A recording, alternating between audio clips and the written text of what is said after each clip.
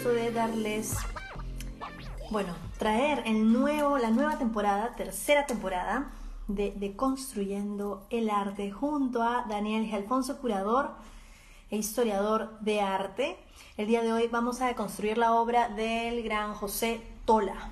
Así que recordarles que este en vivo lo pueden compartir, pueden asimismo dejar sus comentarios, sus sugerencias, sus preguntas, consultas, y en la medida de lo posible lo vamos a ir respondiendo. No olviden que, bueno, este es nuestro programa en español y vamos a hablar acerca desde el punto de Daniel, del background del artista, asimismo desde mi lado más comercial, más de marketing, números, valores, porque ha participado también asimismo en subastas como Sotheby's, Christie's, y bueno, sabemos muy bien que también una de sus máximas representantes fue Lucía de la Puente, ¿no? Con la galería que quedaba en Barranco. Y así que los invito, muchas gracias por estar conectados. No olviden que pueden compartir este en vivo y de ahí quedará grabado en nuestra cuenta de Blogger Perú. Así que vamos a esperar un momento a que se conecte Daniel y así vamos a poder compartir e iniciar. Hola, hola. Hola, ¿cómo estás? ¿Cómo va todo? Bien, acá justamente dando una pequeña introducción ya a nuestra tercera temporada, que va a ser todo acerca de artistas peruanos, y ya tenemos la lista hecha y bien revisada, y vamos a ir como de los contemporáneos, ¿no? Ya hacia atrás, digamos, ¿no? A modernos, ¿no? Pero nada, ¿tú qué tal? ¿Cómo estás? Todo bien, contento después de casi un mes de descanso de nuestros programas de deconstrucción que hemos comenzado desde marzo del año pasado y que hemos transitado por tantos artistas, por tantos contextos y que ahora vamos a dedicarnos exclusivamente al arte del Perú. Eso me parece algo excepcional y además sobre quién estaremos hablando el día de hoy, que creo que se merece ser el primer artista del cual nosotros conversemos en nuestro programa de construcción del arte.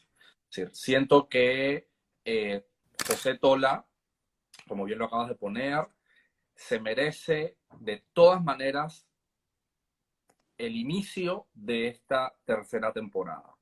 Todos los artistas que están en la lista que hemos confeccionado son importantes, pero esto es un homenaje que nosotros les realizamos a Tola donde quiera que esté, que sé que nos está escuchando, nos está observando, y es un homenaje a él y es un homenaje a su arte, a su obra y a toda su trayectoria artística, que es una trayectoria muy prolífera, muy excitante, muy interesante y que vamos a compartir con todos ustedes el día de hoy. Y además que también quiero conocer un poco más de los valores marketing, comerciales de Tola, que en realidad, bueno, siempre yo estoy más enfocado hacia el lado más estético y artístico, ¿no? Entonces, yo sé que ahí tú nos vas a deleitar mucho más sobre esos temas. Y bueno, darle la bienvenida a todos los que se están conectando. Y pues nada, no sé si quieres añadir algo más antes de comenzar. Sí, definitivamente, bueno, de hecho que ha sido adrede un poco la elección y el por qué empezar, ¿no? Con la edición de Perú, que ya tocaba definitivamente la deconstrucción de arte peruano, con la, ¿por qué? Porque finalmente eh, creo que es algo que nos une, Uh ¿no? -huh. A ti y a mí, y tuvimos la dicha y la genialidad de poder compartir con él, ¿no? En sus últimos momentos. Queremos transmitirles a todos los que están compartiendo en este momento eh, que a pesar de igualmente hayan sido sus últimos momentos, igual él no dejaba de crear, ¿no? Eso es lo maravilloso y lo Así es. genial. Nosotros mismos también conocemos a artistas, eh, sean emergentes, sean ya con un super bagaje y un super recorrido, finalmente es como respirar, ¿no? Es una extensión de tu propio ser. Entonces, cuando hemos visto en este caso específico, queremos compartir ello y dar inicio a esta temporada de Perú con José Tola, ¿no? Asimismo, también mencionarles que en el noticiero de arte que hemos publicado el día de ayer en la noche, que hace también justamente la invitación a su viuda, Ana Macías de Tola, quien ha participado. Este es el programa en inglés, ¿no? El noticiero en inglés, y se hace una conmemoración a Tola. Entonces, si desean, también pueden verlo. Así que nada, empezamos contigo, Daniel, todo el background artístico de Tola. Sí, y lo más interesante de hablar de Tola el día de hoy es que gracias a ti tuve la suerte de conocerlo, gracias a ti tuve la suerte de ir a su casa, ver la colección de arte maravillosa que tiene, conversar con él, acercarme un poco más, no solamente a su creación, sino a su personalidad.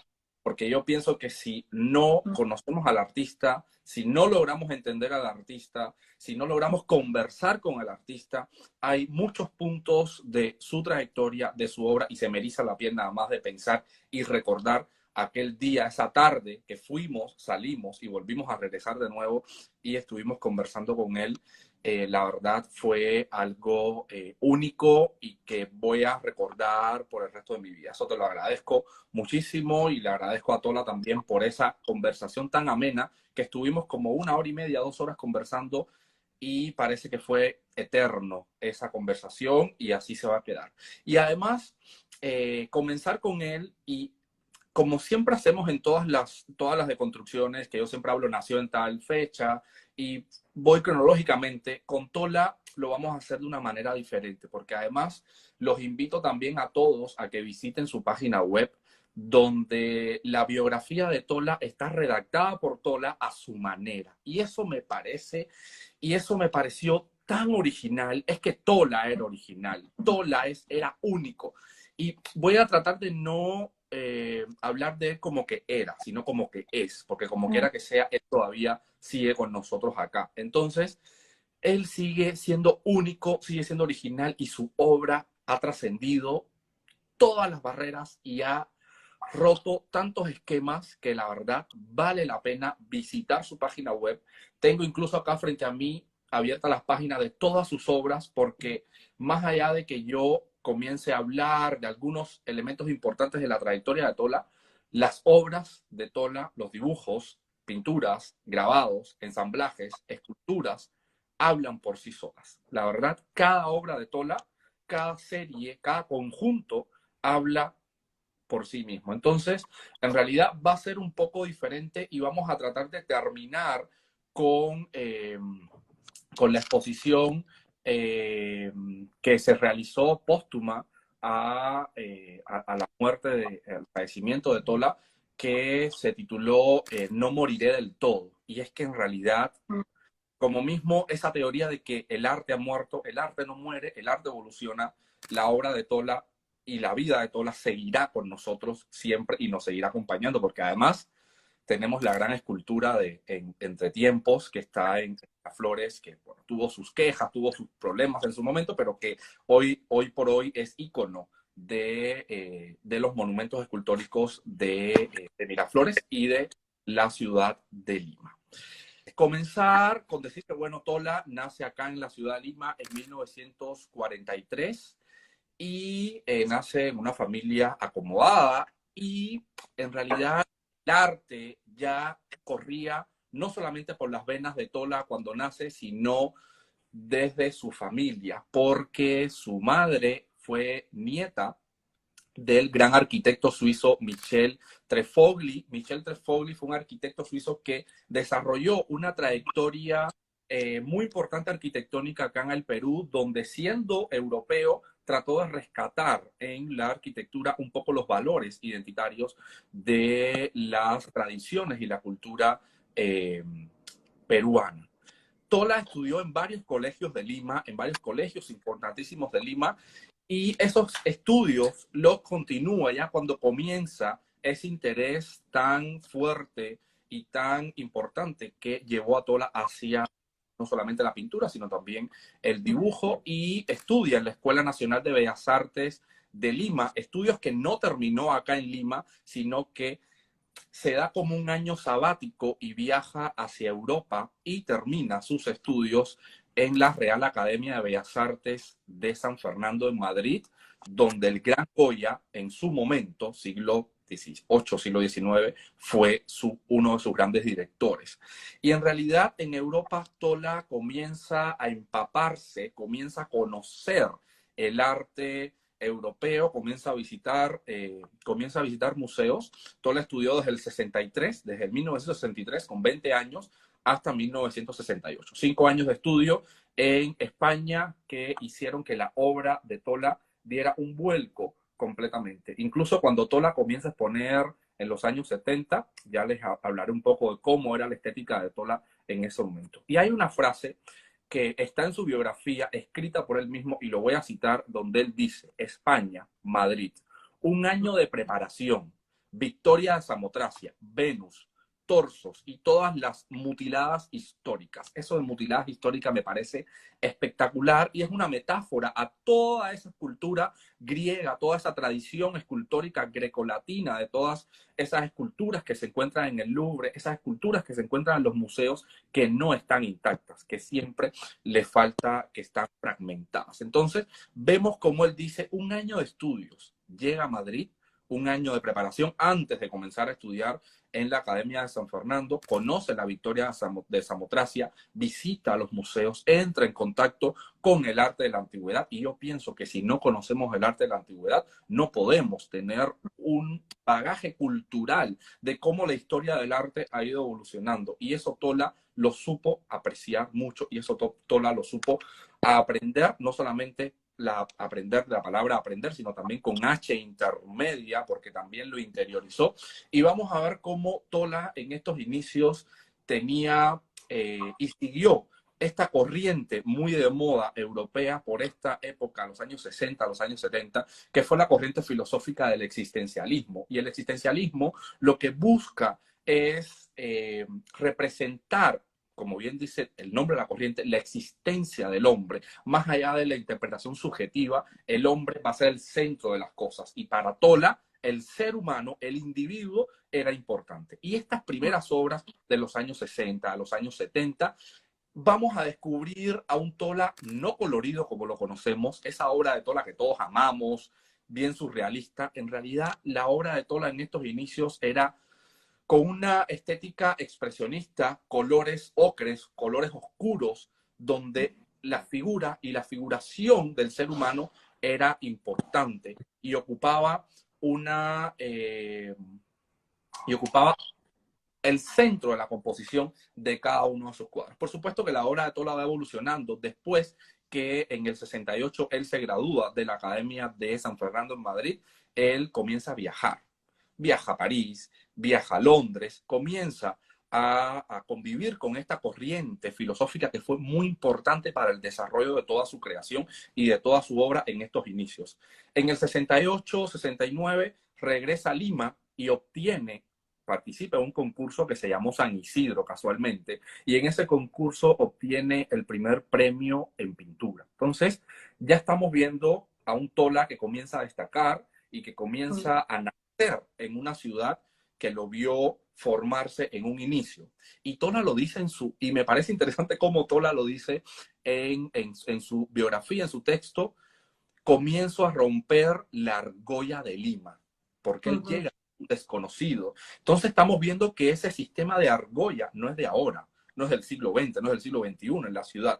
Es un sistema que ya viene desde los 60, que ya viene desde los 70 y que él llega con una corriente completamente novedosa. Hay que tener en cuenta de que la ciudad de Lima está muy dirigida hacia la abstracción, muy dirigida hacia la obra de Cislo, no hacia esas corrientes abstractas, y no está acostumbrada a ver obras figurativas con los toques que le daba Tola. En 1970 expone su primera individual en la Galería Carlos Rodríguez y luego participa en una exposición que se llamó Primera Exposición de Pintura Contemporánea de los Países del Área Andina, donde expuso junto a Tilsa. Fue gran amigo de Tilsa durante 11 años, hasta que Tilsa lamentablemente fallece. Fue gran amigo de Cislo, expone junto con Mata, expone junto con Botero, con Guayasamín, es decir, nombres claves y nombres puntuales de toda la tradición artística latinoamericana. Sigue viajando, va a Alemania, va a Grecia, Turquía, Medio Oriente, va hasta el Himalaya. Incluso Tola era un personaje que siento que él no podía estar inquieto y cada uno de los viajes le enseñaba algo. Cada uno de los viajes era un aprendizaje para él, para su obra, para todo el desarrollo de su estética. Y en 1980 regresa a Lima nuevamente, después de toda una trayectoria bastante extensa por Europa, por Medio Oriente, incluso por Asia. Va a India, China, Japón. Era un hombre de mundo, no podemos negarlo. Tola fue un hombre de mundo y su obra también nos los dice, nos los comenta. En 1980 expone otra exposición individual donde él realiza 14 obras que ya estaban vendidas antes de la inauguración. 14 obras que 10 obras se vendieron antes de la inauguración y las 4 obras restantes se vendieron el mismo día de la inauguración de la exposición. Entonces, estamos hablando de que el público limeño rechazó a Tola, sí lo rechazó en un momento, no vamos a decir que no, fue porque Tola era un hombre que le gustaba, creo que, crear polémica, no solamente su personalidad, sino también con su obra. Pero al mismo tiempo, Tola lo fueron aceptando poco a poco porque se dieron cuenta de esa magnitud y de esa importancia que tenía su obra. Entonces, ver una exposición de 14 obras y en una exposición que se vendan todas las obras antes y el día de la inauguración es un fenómeno bastante complejo. Incluso en su biografía él dice, vendí todo menos mi alma. Entonces eso, la verdad es que yo tengo que hacer referencia a esa biografía porque les aconsejo a todos los que nos estén escuchando ahora, los que nos escuchen después, revisen la página de la web de Tola. Esa biografía escrita por él, que llega hasta los años 90 aproximadamente, es una biografía espectacular. Es una biografía que la verdad no tiene comparación.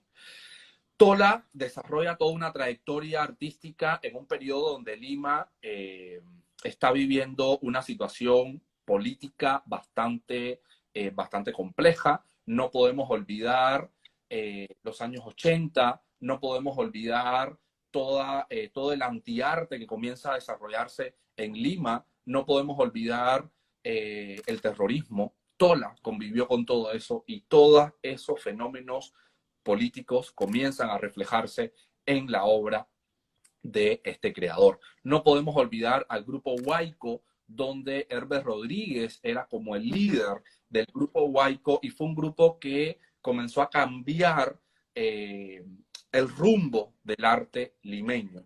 Tola no se vincula con el grupo Huayco, pero yo menciono al grupo Huayco porque el grupo Huayco fue un grupo bien contrario y que iba en contra de todo lo que estaba sucediendo en la Lima de ese momento. No podemos olvidar también el hecho de la canuta, donde los artistas hicieron en el cerro, pintaron las latas, las cajas de leche Gloria y las colocaron de tal manera que representaron a Sarita Colonia. La verdad fueron hechos que marcaron no solamente el contexto político y social peruano, sino también el hecho cultural. Recuerdo también en el 89, cuando Tola nos comenta, cuando fui a su casa, una de las cosas cuando yo le dije que era cubano, que había estudiado en La Habana, automáticamente me dijo, yo estuve en Cuba, expuse en Cuba en el 89, fui a las Bienales de La Habana, y eso en realidad, como quiera que sea, al ser cubano, siempre uno se siente orgulloso de que artistas extranjeros vayan a La Habana, expongan en la Bienal y sientan que la Bienal les aportó mucho. Y en el 89 él reinterpreta una de sus obras que se llama Los Eunucos de la Guerra, que fue una obra bastante importante, donde él la expone en la Bienal de Sao Paulo y luego la expone en la Bienal de La Habana.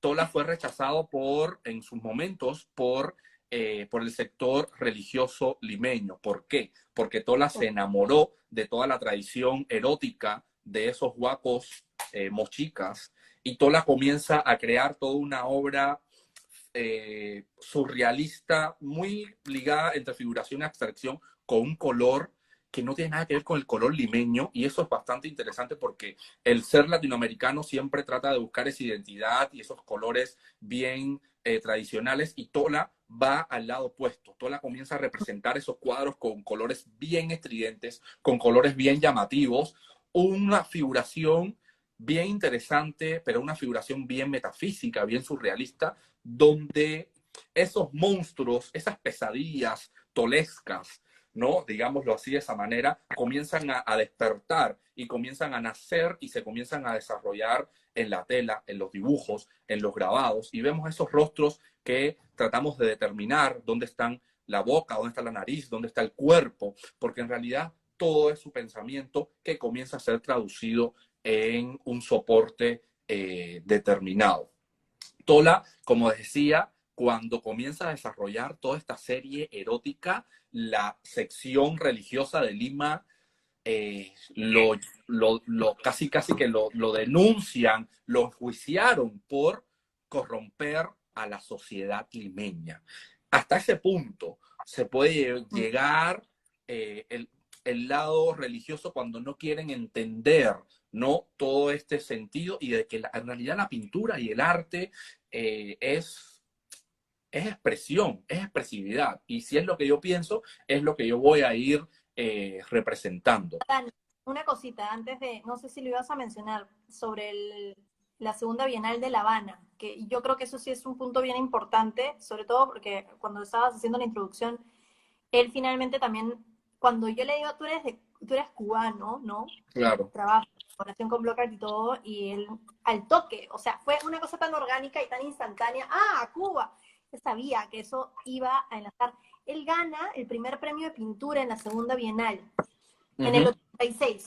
Por eso quería no dejar eso pasar, porque sé que te ha sido el 89, pero en el 86 Sí, en él el gana, 86, ¿no? exacto. Ahora Incluso sí. él establece una gran amistad con muchos artistas cubanos que participaron en las bienales. Tuvo contacto con el arte cubano, que de cierta manera uno puede googlear la obra de Alfredo Sosa Bravo y ve ciertos puntos en contacto entre la obra de Tola y la obra de Alfredo Sosa Bravo, que es un artista cubano que también representa este tipo de colores, estas flechas que nos indican a veces movimiento en la obra de Tola. También Alfredo Sosa Bravo también la representa en su obra. Gracias por recordaros el premio que gana en la Bienal de La Habana, porque las dos primeras bienales, la del 86, la del 86, 88, 89, 90, se entregaban premios, porque ya después la Bienal ya no tiene carácter competitivo y ya es como carácter más participativo, ¿no? Entonces también la importancia de que un artista peruano sea premiado en Cuba, como muchos otros artistas peruanos que participaron y que siguen participando en las bienales de La Habana. También, bueno, no puedo tampoco ir año por año, porque si no, el Instagram nos corta y tenemos lamentablemente una hora, y también tenemos que dedicarle tiempo a la explicación que nos vas a dar del lado comercial. Y bueno, les había mencionado sobre la escultura que él realiza en uno de los parques de Miraflores, que se llama Entre el Tiempo, y que en realidad lo que hace es sacar a uno de sus personajes protagónicos de la obra y convertirlo en un soporte tridimensional. Incluso la crítica, la gente no estuvo de acuerdo con esa obra. Recuerden que Lima es una sociedad bastante conservadora, y ese tipo de obras rompen esquemas, rompen el paisaje, rompen las dinámicas del conservadurismo limeño, y hace mucho tiempo lo denominaban como el monstruo de Armendáriz. Entonces era como se denominaba a esa escultura, que hoy por hoy es un emblema, hoy por hoy es símbolo de no solamente de la ciudad de Miraflores. Muchos turistas llegan a Lima preguntando no solamente por la escultura de Víctor Delfín del Parque del Amor, no por determinadas esculturas que vemos, esculturas monumentales, sino también dónde está la escultura de Tola. Y siento que eso es uno de sus grandes sueños realizados, porque él siempre quiso y lo dejó, y dejó todo ese legado. Y si bien no podemos ver obras todo el tiempo, no podemos ver pinturas, no podemos ver grabados o dibujos, podemos acercarnos al parque de Malecón de Miraflores y podemos apreciar esta gran escultura que incluso cuando yo recuerdo llegué a Lima hace 4 años ya, cumplo el mes que viene, recuerdo que estaba caminando por el malecón porque me dijeron tienes que caminar todo el malecón hasta llegar al Arcomar, conocer, mirar, y recuerdo que veo esa obra y siempre me llamó la atención, leí la cartela, dije, José Tola, qué interesante, por supuesto, googleé y comencé a indagar un poco más sobre el artista, porque lamentablemente la enseñanza del arte latinoamericano en La Habana, en la universidad, en el curso de arte latinoamericano, nos enfocamos más hacia los años 50, la abstracción, sobre todo la figura de Cislo. Entonces hay otros artistas como que solamente lo mencionan, pero no hacen una profundización como hizo la profesora con Cislo.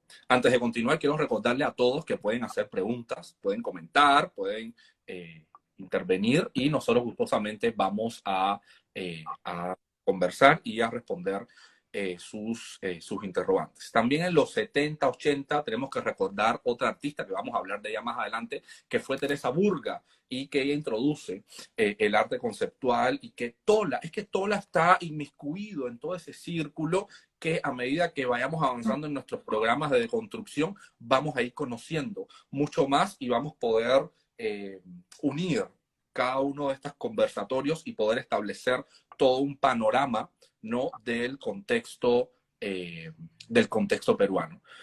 Cuando Tola nos deja físicamente en el 2019,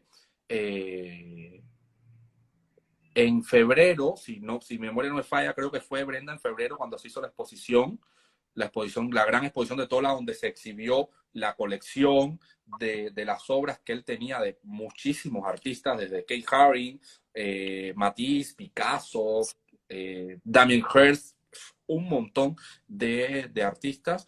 Una obra que en realidad permitió al visitante conocer cómo pintaba Tola, porque recuerdo la exposición te recibía un video de Tola pintando un gran cuadro donde él se acercaba, pintaba, y como era un cuadro de gran formato, se alejaba, miraba, pensaba, volvía, retocaba una esquina, volvía a retocar otro fragmento de la obra y así sucesivamente. Entonces, en realidad, fue una exposición que incluso casi al finalizar vemos como que dibujos en una pared, casi 200 dibujos en una pared, y uno dice, es como un homenaje que le hacen los espectadores a Tola, pero no, eran bocetos, eran se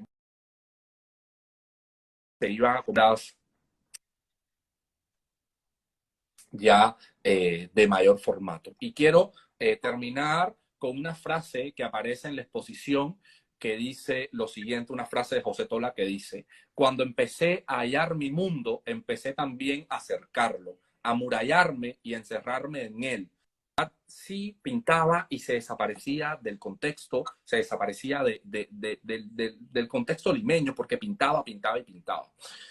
Entonces me amurallaba, encerrarme en él, con paredes a veces alquiladas, otras prestadas o ajenas. Sentí que la pintura y el arte se habían instalado en mí, que le había abierto y cerrado la puerta para que no saliera jamás. Eso comenzó a ser mi mundo, crear, pintar.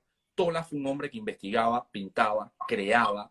Tola seguirá con nosotros, seguiremos viendo, seguiremos apreciando obras de Tola donde quiera que vayamos, y tenemos que seguir disfrutando de su creación. Si tienen alguna pregunta con mi intervención, pueden hacerla. Y bueno, Brenda, pasamos contigo para que nos deleites un poco sobre el universo del marketing y de cómo se comportan los precios de Tola, no solamente en Lima, sino también, me imagino, a nivel internacional.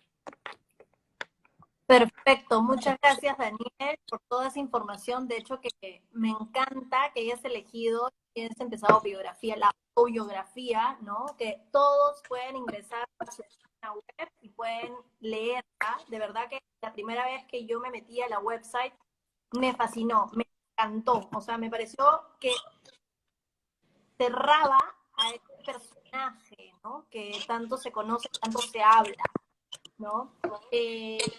Y yo iba a elegir justamente también una cita, ¿no? En un momento para cerrar, y era sobre las último párrafo que él añadió, 37, ¿no? Algo que quería mencionar justamente Renzo Ortega, que es pintor peruano que reside en Estados Unidos, Gracias por conectarte, Renzo. Él nos menciona que es importante en la obra de Tola la utilización de material no convencional como plástico quemado, tubos PVC quemados. Eso es más allá de la pintura en formato y material tradicional.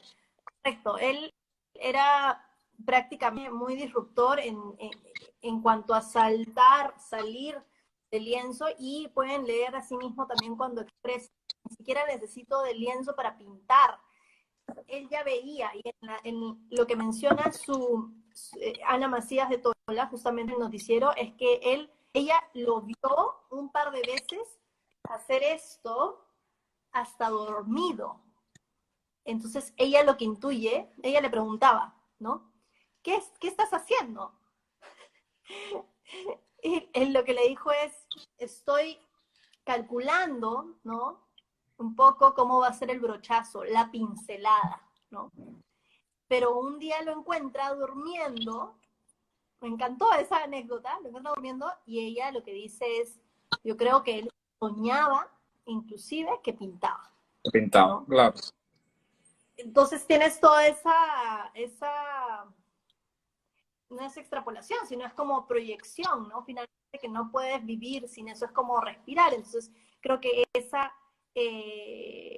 bueno, el compartir esa anécdota me pareció muy valioso y genial, ¿no? Y también muy característico de la persona, en realidad Exacto. no existe una división, porque realmente cuando ella también comenta, ¿no? Que él era una persona muy tibia, muy callada, muy incomprendida también. Y yo creo que para nuestra sociedad, en Latinoamérica sobre todo, que hay mucho, todavía es una sociedad bastante conservadora, creo que era incomprendido, ¿no? Entonces por eso también se refiere a un tema de la peña, habla de, ¿no? De este choque cultural y, bueno, religioso también en los temas. Yo, como siempre menciono, es como un demonio dentro de un humano. Mucha gente, me acuerdo, éramos vecinos. Yo vivía muy cerca a Corriente Alterna, y donde está la escultura, en el Isaac Rabin, en el Exacto. parque, era justamente prácticamente un ángulo diagonal de su casa, que es esta casona naranja.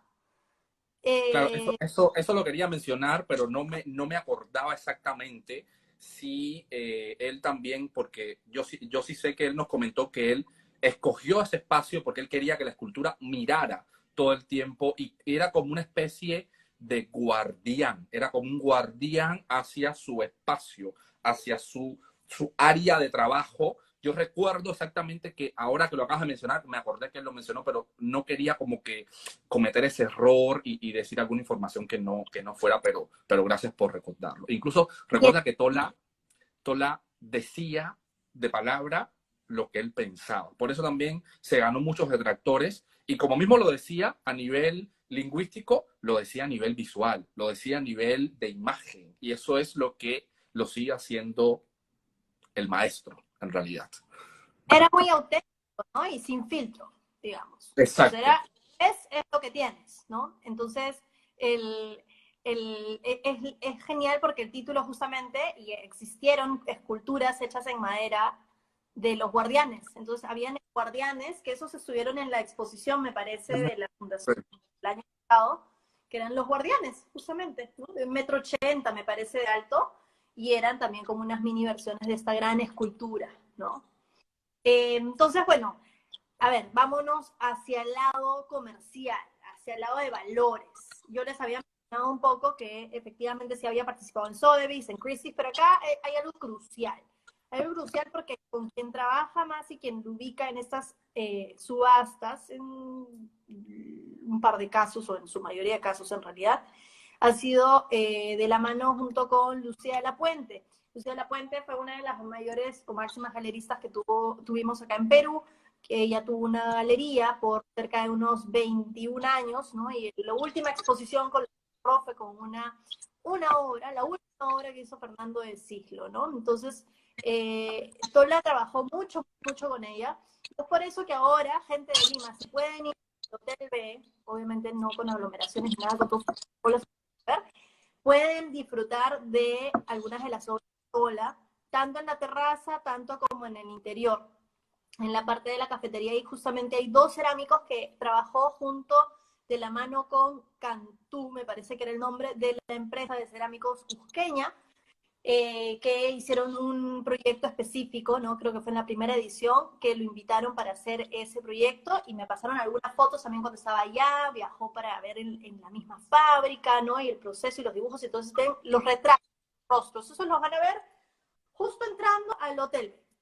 Y luego, adentro, en la zona del bar, ahí van a ver una obra gigante, gigante, hermosa, que es, recuerdo, yo escucho jazz. Yo escucho jazz porque es esta mujer cantante, ¿no? Con un piano, pero lúgubre todo, con colores muy oscuros, pero los personajes muy ad hoc. Por eso que lo que escucho es como un jazz, ¿no? Tienes el piano, tienes todo este mood muy... Es alucinante, porque cuando mezclas eso, realmente dan un término preciso para poder definir lo que estoy sintiendo sin siquiera verlo, mira, pero ya lo tengo tan grabado en mi memoria, escucho hasta el teclado del piano, literalmente. Entonces yo les digo, gente que está en Lima, vayan para allá y vayan a disfrutar al menos un traguito y viendo esa obra. Ahora, obras en colecciones públicas, museos, Museo de Arte de Lima, en el Mali, acá en Perú, la Pinacoteca del Ministerio de Relaciones Exteriores del Perú, Pinacoteca del Banco Central de Reserva, también aquí mismo, Museo de Arte Moderno de México, en el DF, bueno, Ciudad de México, ahora ya hay nada, Museo de Arte Carrillo Gil, en México también, Museo de Arte José Luis Cuevas, también en México, Museo del Chopo, Universidad Nacional Autónoma de México, el Banco Mundial, la colección permanente del Washington, D.C. en Estados Unidos, y bueno, también asimismo Hotel B en Lima, Perú, que eso está abierto al público. Yo puedo imaginarme las joyas que debe de tener Lucía también, de la fuente de Ostola. En colecciones privadas están del grupo Intercorp, el banco Interbank, Jorge Grunberg, justamente quien tenía anteriormente Otto Kunz, y él va a ser uno de los principales, bueno, mecenas, ¿no? Aquí en Perú.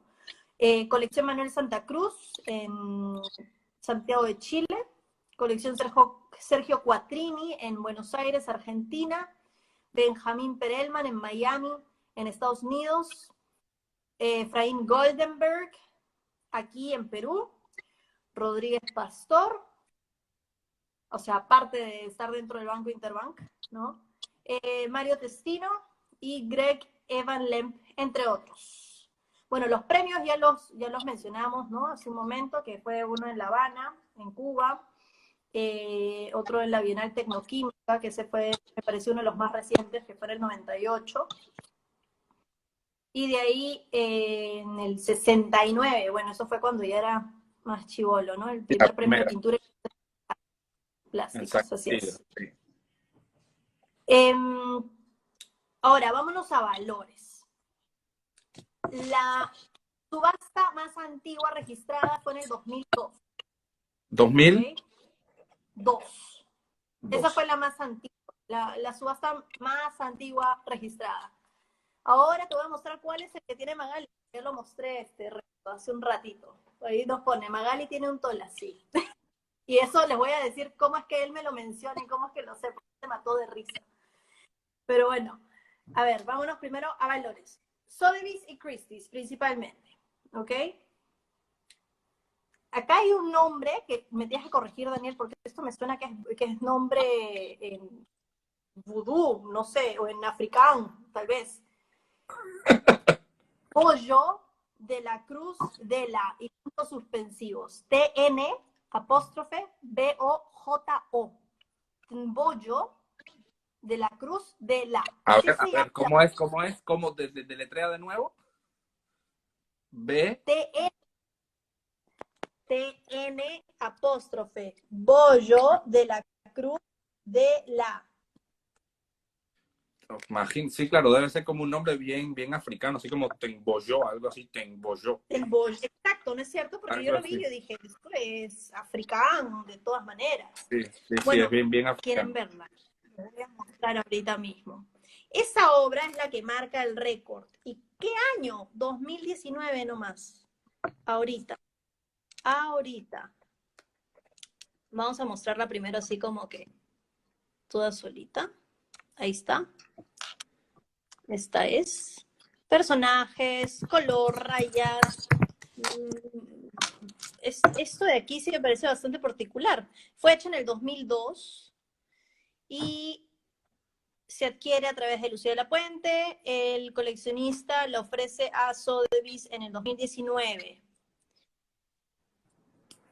Me sorprende el nombre. Bueno, estimada, y normalmente se estiman sus obras entre 20 a 30 mil dólares.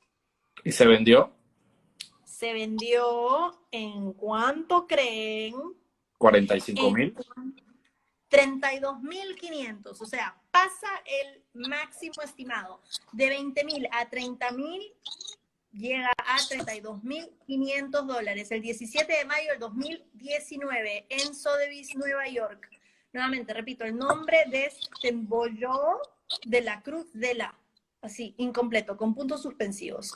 Sotheby's, Nueva York. Ese es con, digamos, el valor tope, ¿no?, que se ha vendido una obra en subasta de José Tola. Luego vamos a Mujer Blanca. 18 de noviembre del 2008, nos vamos hasta atrás, mira, como 11 años atrás.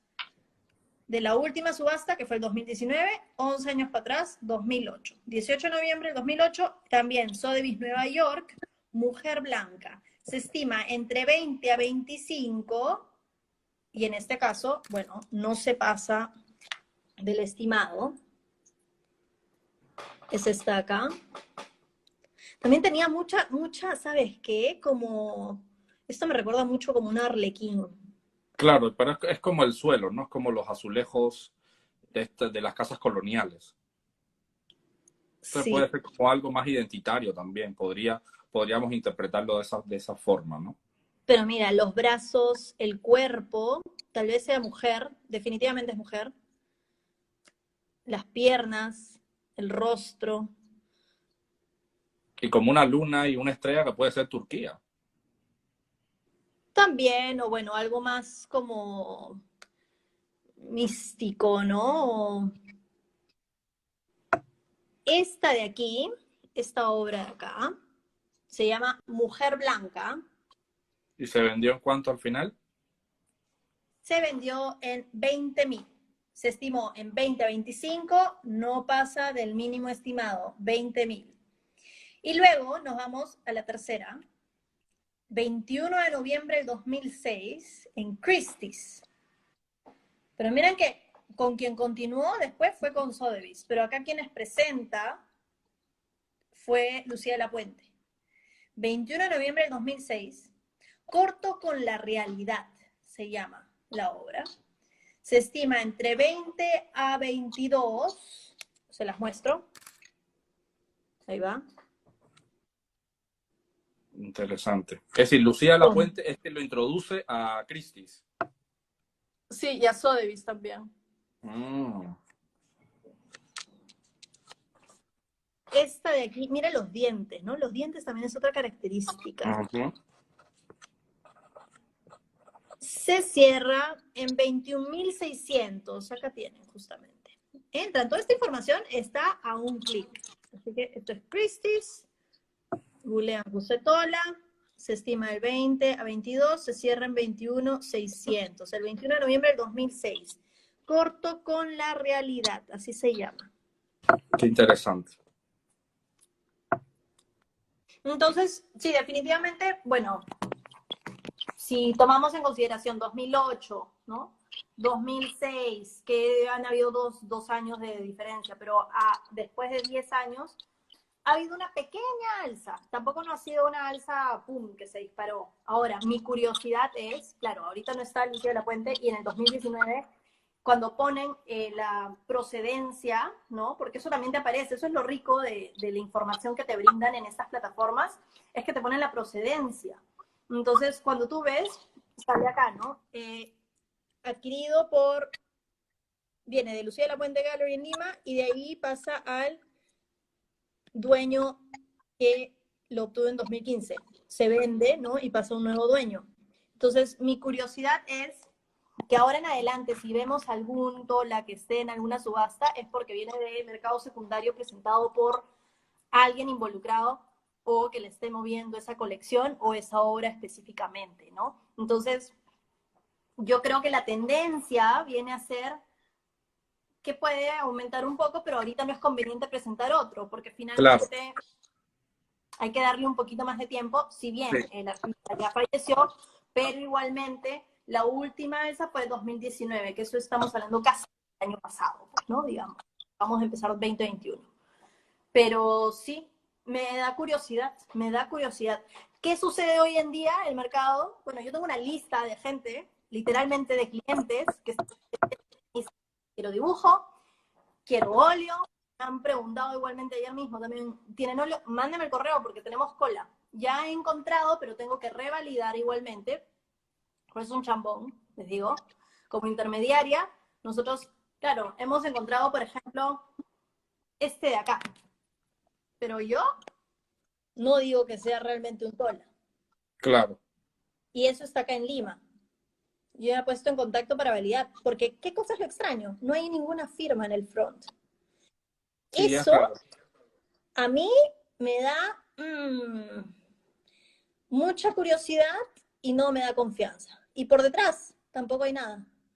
Entonces, ¿cuál es la tarea? Como art consultant, dealer, llámenlo lo que quieran, o como hasta inclusive también galeristas.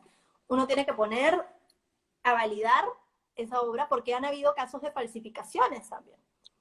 El año pasado, acuérdense, cuando recién empezó la pandemia, hubieron casos de falsificaciones de los Chávez, de Cislo, varios, porque la gente estaba empezando a adquirir obras virtualmente, digitalmente. Entonces no es simplemente porque, uy, ya, me desespero, encuentro uno y a ver, no, tienes que ir a validar, tienes que revisar el certificado, que sea auténtico y validar con la misma fundación también, porque yo ni loca me voy a vender algo a un cliente porque al final terminas pero mal parada, ¿no? O mal parado.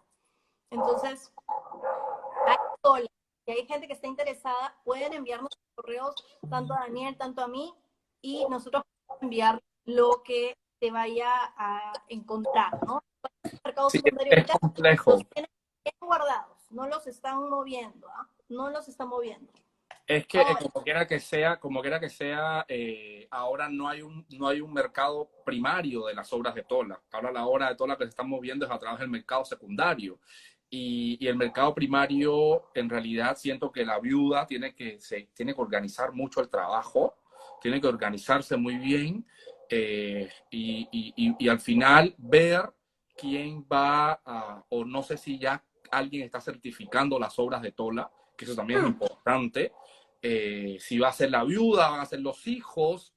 Eh, todo supongo que pasa por fundación, todo pasa la por eso es lo que fundación.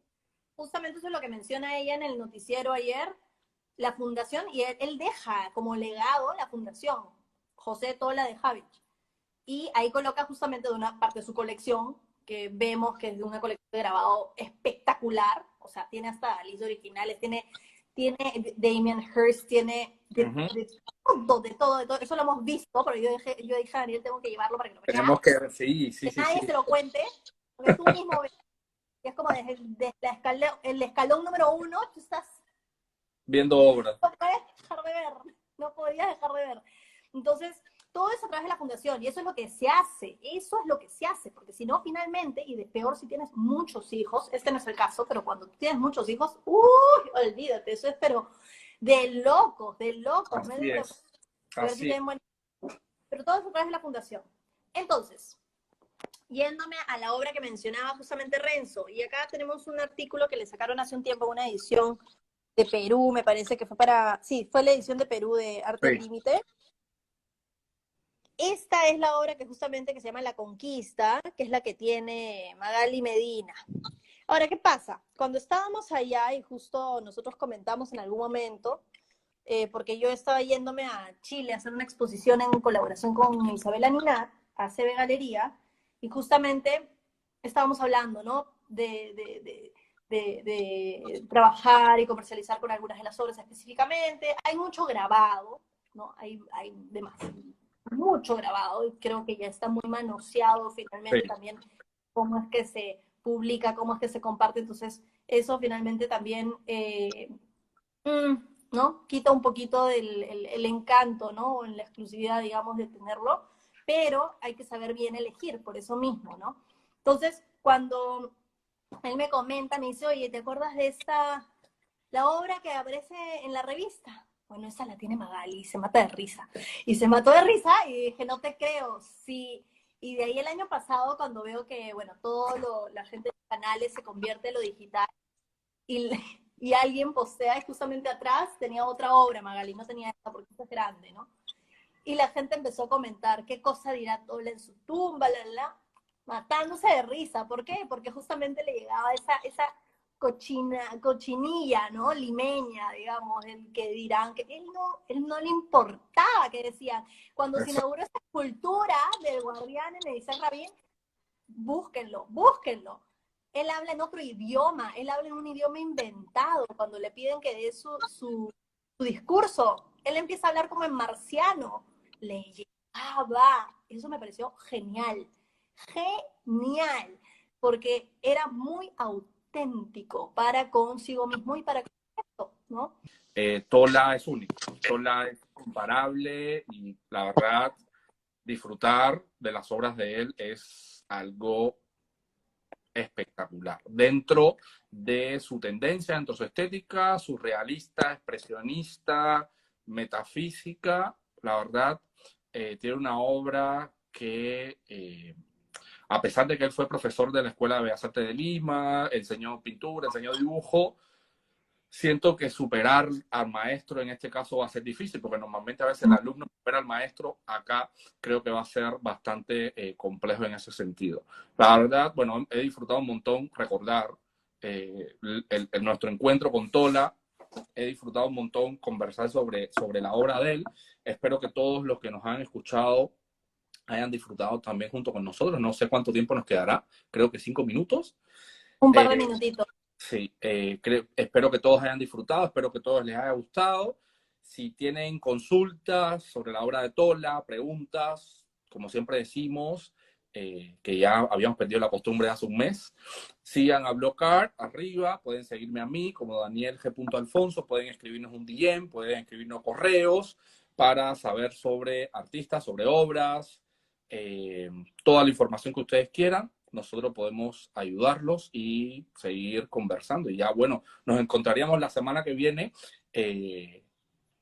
y ahora a ver a qué artista vamos a analizar la próxima semana. Ya vamos a revisar nuestra lista a ver quién será el sucesor de Tola.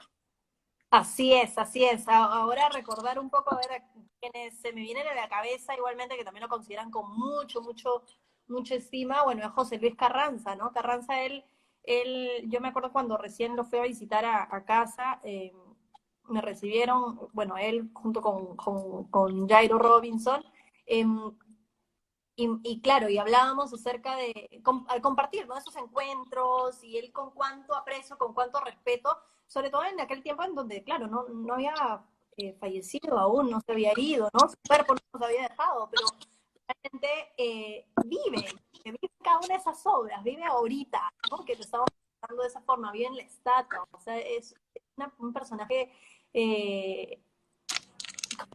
decirlo, como alpinchista, ¿no? En esta sociedad, de alguna forma. Cada uno de esos monstruos, demonios, ¿no? También refleja que de alguna forma eh, la potencialidad, ¿no? De lo que se puede ser o de con quienes se puede uno cruzar, ¿no?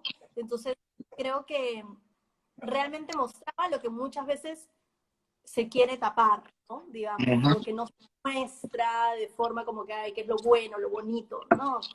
Tienes esto, ¿no? ¿Quieres hacer algún anuncio ya final, Dani?